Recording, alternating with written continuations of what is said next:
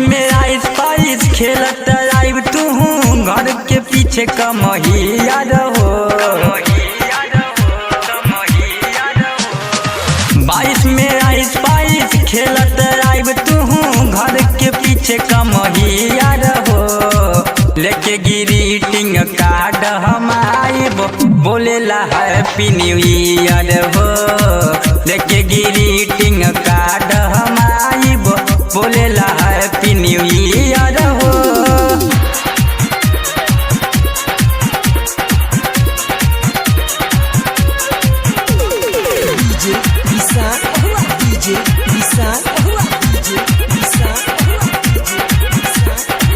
गिफ्टों में ले बुका बतावा रानी, हाँ ये दीवाना तो हर पूछो तानी।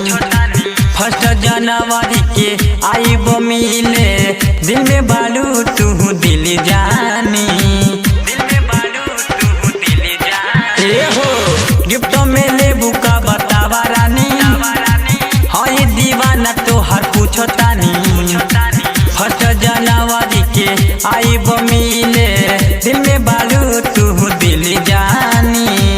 रेड ग्रीन ब्लू चली ना रानी, पेनिया फराक पियर हो।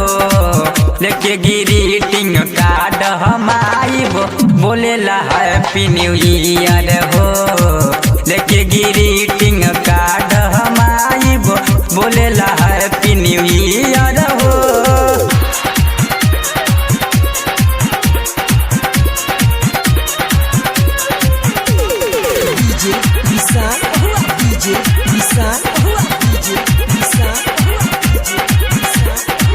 तोहरे से बाटे हमर लाइफ हो, तुहके बनाई बापन वाइफ हो।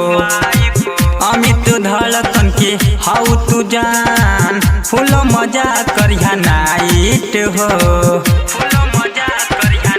सुनो तारू तोहरे से बाटे हमर लाइफ हो, तुहके बनाई बापन वाइफ हो।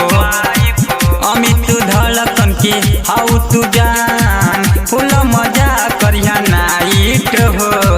डीजे लगाइब कमर हिलाइब पियल रहब बियर हो।